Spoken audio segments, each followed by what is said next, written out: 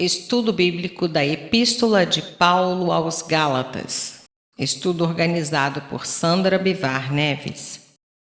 Bibliografia: Bíblia Anotada, Bíblia de Estudo Genebra, edição revista e ampliada, Bíblia de Estudos Russell Shedd e Bíblia de Estudos Vida.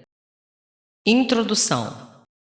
Fui crucificado com Cristo. Assim já não sou eu quem vive, mas Cristo vive em mim.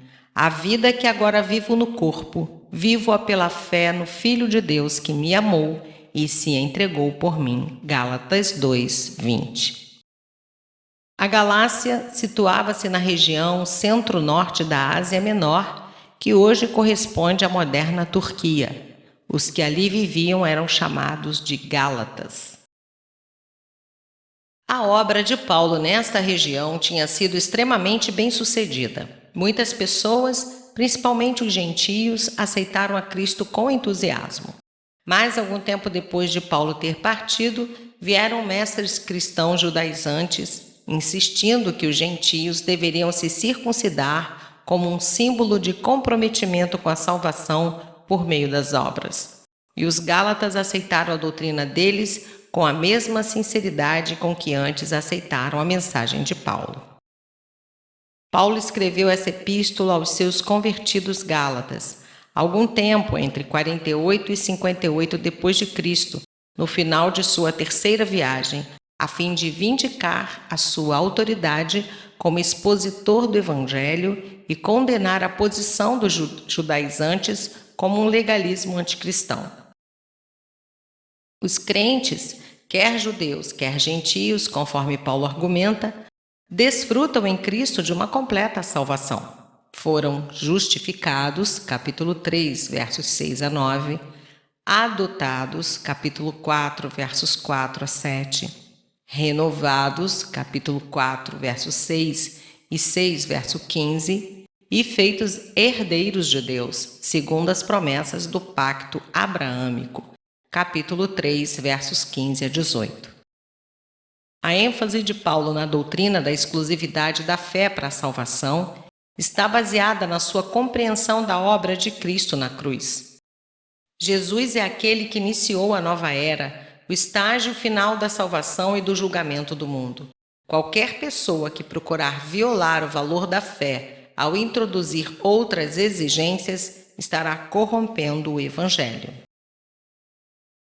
A fé no Cristo do Calvário, dessa maneira, os liberta para sempre da necessidade de buscar salvação pelas obras da lei. Essa busca, afinal de contas, é vã, pois a lei não traz salvação nem foi dada com essa intenção. Capítulo 3, versos 19 a 24. Pode tão somente condenar, capítulo 3, versos 10 a 12. E quando nela alguém confia visando a sua salvação, é apenas conduzido à escravidão. Capítulo 4, versos 21 a 24. Por conseguinte, os crentes não devem retornar ao princípio da observância da lei como base da sua salvação, pois do contrário estarão retomando a escravidão. Capítulo 5, verso 1, e perdem a graça de Deus. Capítulo 5, versos 2 a 4. Em vez disso, devem apegar-se à liberdade que Cristo lhes proporcionou, servindo a Deus e aos seus semelhantes no poder do Espírito como homens livres. Capítulo 5, versos 13 a 18. Cumprindo alegremente a vontade do seu Salvador. Capítulo 6, verso 2. O argumento de Paulo mostra que todas as versões legalistas do Evangelho são perversões e que o desfrutar da liberdade cristã depende da compreensão de que a salvação vem somente pela graça, por meio exclusivamente de Jesus Cristo, recebida apenas pela fé. Gálatas 1, versos 1 a 9. Deus ordenou a Paulo que estabelecesse a fundação da igreja, portanto, sua autoridade procedia do próprio Deus. Ao fazer a distinção entre autoridade humana e divina, Paulo coloca o nome de Jesus Cristo no lado divino, ainda que Jesus também fosse humano, verso 1. Graça, verso 2, significa um ato de bondade, um favor imerecido.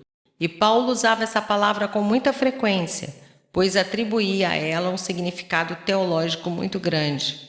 Ela se refere a tudo o que Deus nos deu em Cristo, sem que fizéssemos algo por merecer e sem condições de retribuir. Paz, verso 2. Se refere ao relacionamento que Cristo, mediante sua morte e ressurreição, estabeleceu entre Deus e aqueles que creem no Evangelho. Paulo identificou imediatamente o problema que afligia os Gálatas. Eles haviam começado a seguir falsos mestres que ensinavam outro evangelho, versos 6 a 9. Os falsos mestres eram cristãos judaizantes de Jerusalém que estavam ensinando os cristãos a se circuncidarem e observarem as tradições judaicas para obter a salvação. Anátema significa condenação eterna, significando separação de Cristo. É uma palavra que também é traduzida por maldito. Então, Paulo enfatiza que todo aquele que prega um evangelho diferente daquilo que Jesus ensinou seria considerado maldito, ou seja, teria uma condenação eterna. Logo, os pregadores desse falso evangelho estavam sob a condenação de Deus. Versos 10 a 24. Agradar a homens e a Cristo ao mesmo tempo é muitas vezes impossível. Os adversários de Paulo na Galácia atacaram não apenas o Evangelho, mas também seu mensageiro Paulo. Ele era acusado de pregar de uma forma fácil de Evangelho que não exigia circuncisão nem obediência às leis do sábado e da restrição alimentar. Paulo explica que recebeu seu apostolado e a mensagem do Evangelho diretamente de Cristo, versos 11 e 12.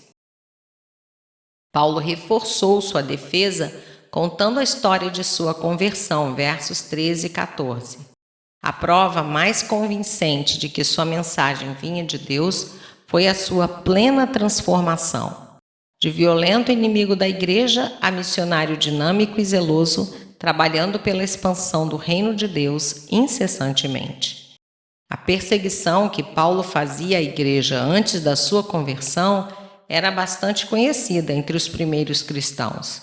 Paulo se envergonhava do seu passado, mas considerava isso como uma evidência de que a graça de Deus pode alcançar até os pecadores mais rebeldes.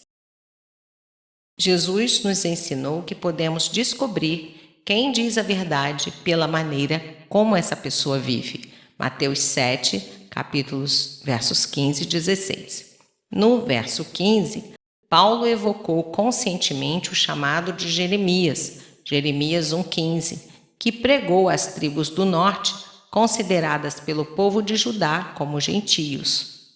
Paulo estava consciente de que o seu apostolado dava continuidade às tradições proféticas do Antigo Testamento.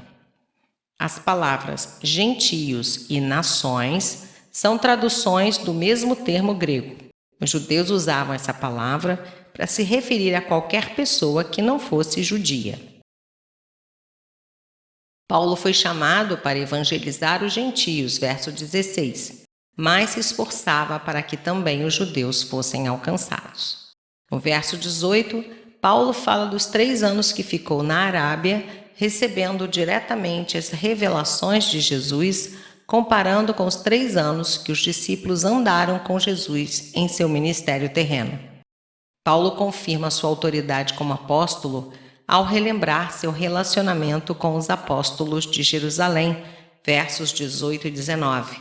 Pedro e Tiago, Cefas é o aramaico equivalente a Pedro, e a recepção calorosa que recebeu das igrejas, versos 23 e 24.